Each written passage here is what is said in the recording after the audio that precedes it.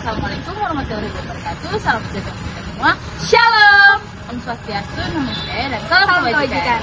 Perkenalkan, nama saya Ria Bisip Cinyala Triyu dengan 2024-21178 dan teman saya Nalati Zarima dengan NIM 2024-16162. Jadi kami berdua merupakan perwakilan dari kelompok 3 dari kelas R3D dengan mata kuliah Hukum Lingkungan dan Pulau-Pulau Kecil. Jadi dalam video kami ini kami menjelaskan bagaimana penegakan hukum lingkungan dalam perspektif hukum internasional.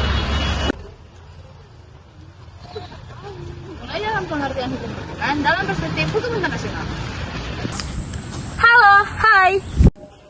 Apa sih pengertian hukum lingkungan dalam perspektif hukum internasional? Hukum lingkungan adalah seperangkat aturan-aturan hukum yang berusaha untuk melindungi lingkungan alam yang mungkin akan terpengaruh, didampakkan, atau dibahayakan oleh aktivitas manusia. Menurut Boyce-Law, A. Boyce, ia mendefinisikan hukum lingkungan internasional sebagai cabang hukum internasional publik yang mengatur hak dan kewajiban negara terhadap lingkungan, khususnya lingkungan negara lain dan di luar area batas yurisdiksi nasional, sehingga mencangkup lingkungan secara keseluruhan.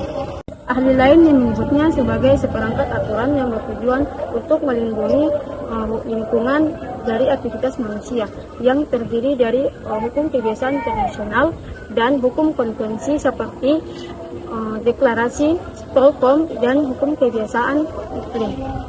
Sistem lingkungan global didefinisikan sebagai kumpulan hukum sistem yang mengatur tentang hukum regulasi nasional, transnasional, dan mengatur sumber daya alam. Jadi sebagai kumpulan hukum lingkungan global atau hukum lingkungan internasional dibentuk atas dasar kumpulan prinsip-prinsip substantif dan metode prosedural yang secara khusus mengatur tentang lingkungan di seluruh dunia.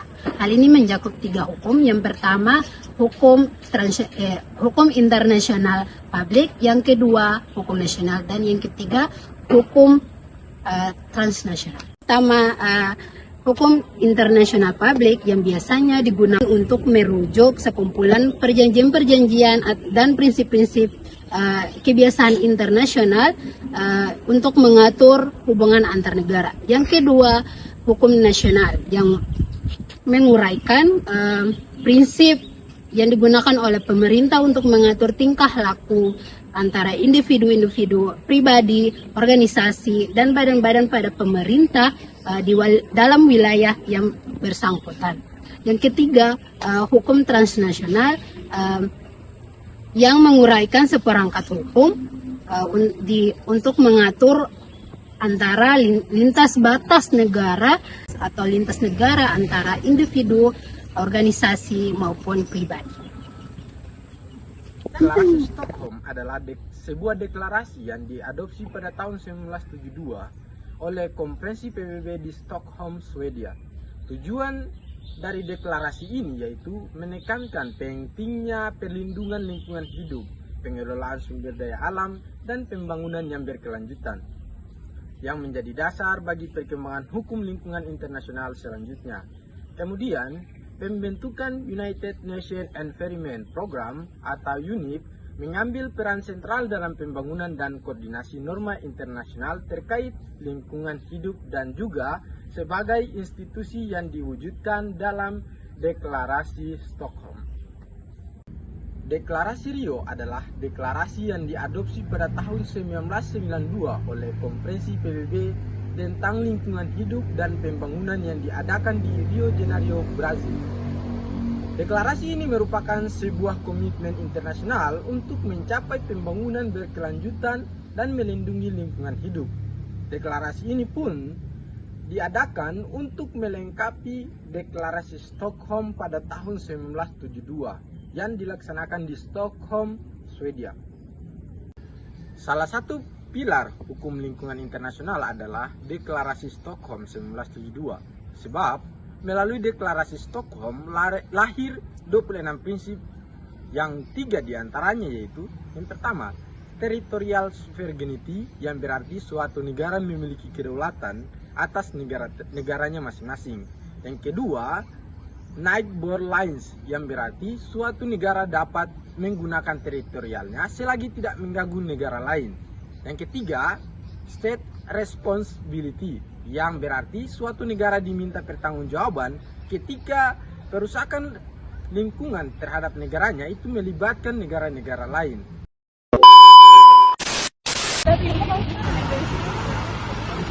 Selanjutnya, jenis dan tipe pelanggaran hukum lingkungan dalam perspektif hukum internasional. Jenis dan tipe pelanggaran kejahatan hukum lingkungan dalam lingkungan hukum internasional adalah kejahatan lingkungan yang mencakup berbagai tindakan yang merusak ekosistem, seperti perdagangan ilegal satwa langka, pembuangan limbah berbahaya, penangkapan ikan ilegal, dan kerusakan laut maupun darat. Pelanggaran ini sering melanggar perjanjian internasional seperti CITES, Basel Convention, Montreal Protocol, dan UNCLOS. Kejahatan lingkungan dapat dilakukan secara terorganisasi dan berdampak besar pada kesehatan manusia, keamanan hayati, dan keberlanjutan sumber daya alam global. Selanjutnya, klasifikasi hukum lingkungan internasional dibagi menjadi 5 kategori. Kategori pertama adalah pelanggaran terhadap satwa liar dan keanekaragaman hayati. Dia mencakup perdagangan ilegal satwa langka, seperti gading gajah dan tanduk badak. Kegiatan legal logging yang menyebabkan rusaknya habitat dan hilangnya spesies. Kategori kedua, pelanggaran terkait limbah dan pencemaran. Ia meliputi limbah beracun dan berbahaya lintas batas, pencemaran air dan tanah, dan juga pencemaran laut. Konvensi Basel dan Protokol Marpol adalah instrumen pengatur di area ini. Kategori ketiga, pelanggaran terhadap sektor perikanan, seperti penangkapan ikan, tidak dilaporkan, dan tidak diatur, mengakibatkan kerusakan stok ikan dan ekosistem laut, serta UNCLOS menjadi payung utama. Selanjutnya, pelanggaran yang berkaitan dengan perubahan iklim dan zat perusak ozon, termasuk penyelundupan bahan kimia yang dilarang oleh Montreal Protocol. Terakhir, ada kategori kejahatan luar biasa atau ekosida yang merujuk pada kerusakan lingkungan yang sangat luas dan permanen, termasuk penggunaan senjata yang merusak lingkungan dan aktivitas lain yang berdampak jangka panjang dan parah. Kejahatan lingkungan ini seringkali dilakukan oleh kelompok terorganisir yang mengeksploitasi kelemahan sistem pengawasan dan perbedaan jurisdiksi antara negara-negara.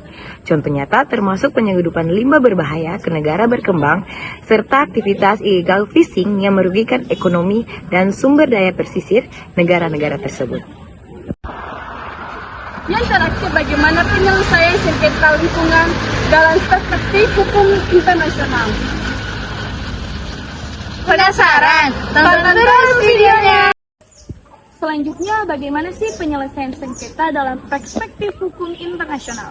Jadi, penyelesaian sengketa lingkungan internasional itu merujuk pada proses damai, di mana untuk mengatasi konflik yang timbul dari aktivitas manusia itu sendiri, dan dampaknya juga terhadap lingkungan itu sendiri. Contohnya seperti polusi lintas batas, eksploitasi sumber daya, atau kerusakan ekosistem. Nah, jadi ya di dalam sengketa ini tuh dia bersifat kompleks karena melibatkan dua hal. Yang pertama yaitu aspek teknis dan juga data ilmiah, di mana aspek teknis tuh dia penilaian terhadap dampak lingkungan, sedangkan kalau data ilmiah itu dia mengkaji apakah pencemaran ini timbul dari perubahan iklim atau lain sebagainya. Kemudian dalam penyelesaian sengketa ini tuh dibagi menjadi dua loh. Yang pertama itu penyelesaian sengketa negara versus penyelesaian sengketa korporasi. Perbedaannya itu paling umum itu biasa dari pihak-pihak. Yang pertama itu negara, penyelesaian negara itu klaim kedaulatan, terus yang terlibat itu bertanggung jawab secara internasional dan juga melibatkan atau berdasarkan UNCLOS yang ada, peraturan yang ada. Sedangkan korporasi itu dia merujuk pada bagaimana tanggung jawab perusahaan multinasional, lebih ke tanggung jawab terhadap hak asasi manusia dan juga dampak yang dialami oleh manusia. Kemudian mekanisme penyelesaian berdasarkan atau diatur dalam piagam PBB dan juga hukum internasional itu dibagi menjadi 4. Yang pertama yaitu diplomasi atau negosiasi. Jadi apa sih itu diplomasi atau negosiasi? Nah, diplomasi atau negosiasi adalah proses di mana melibatkan pihak-pihak yang ada dalam bersengketa dalam hal tersebut, di mana mereka berbicara untuk menyepakati suatu hal tanpa melibatkan orang ketiga. Kemudian yang kedua yaitu mediasi yang melibatkan mediator. Jadi mediasi yang melibatkan mediator artinya bahwa mediator ini adalah pihak netral, di mana dia tidak berpihak pada satu sisi ataupun sisi lainnya. Jadi dia berdiri pada tengah-tengahnya. Nah, biasanya mediator ini tuh diwakili oleh pihak PBB ataupun ahli independen lainnya untuk mencapai suatu kesepakatan bersama tanpa adanya ketimpangan dalam hukum internasional.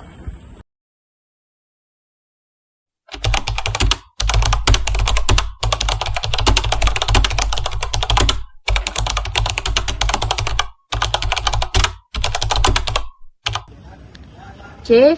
Konsiliasi.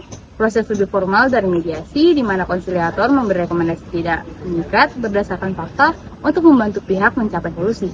Dan D. Good office. Intervensi informal pihak ketiga untuk membuka dialog dan mencegah eskalasi. Efektif untuk sengketa awal, namun sering perlu dipadukan dengan mekanisme mengikat seperti arbitrasi. Salah satu bentuk penyelesaian judicial yang umum dipakai adalah arbitrase internasional melalui mekanisme seperti ICSID, Unilateral Arbitration Rules, dan New York Convention tahun 1958. Arbitrase menghasilkan putusan final yang bisa ditegakkan lintas negara, menawarkan fleksibilitas, kerahasiaan, dan proses cepat. Meski dikritik karena biaya tinggi dan minim transparansi, dalam konteks lingkungan arbitrase banyak digunakan dalam sengketa investasi dan klaim kerugian akibat aktivitas lingkungan suatu negara. Selain arbitrasi, Mahkamah Internasional juga memegang peran penting sebagai pengadilan utama PBB yang menyelesaikan sengketa antar negara. ICJ kerap menangani perkara lingkungan. Contohnya, pada tahun 1997, pada kasus antara Hungaria dan Slovakia yang menyoroti pembangunan bendungan untuk lingkungan. Dan putusan ICJ bersifat mengikat, namun prosesnya itu sangat panjang. Dan hanya negara yang dapat mengajukan perkara. Dan selain lembaga global, organisasi regional juga berperan dalam penyelesaian sengketa lingkungan. Contoh, ITROS menyelesaikan sengketa terkait hukum laut dan UNEP menyediakan dukungan teknis dan fasilitas mediasi. Organisasi internasional lain seperti WTO melalui DSB juga mengadili sengketa perdagangan yang berkaitan dengan lingkungan, seperti pembatasan impor atau sengketa subsidi. Penyelesaian sengketa internasional yang termasuk dalam konteks lingkungan berdasarkan prinsip perdamaian, sebagaimana diatur dalam instrumen hukum internasional seperti PBB, khususnya pasal 2 dan pasal 33.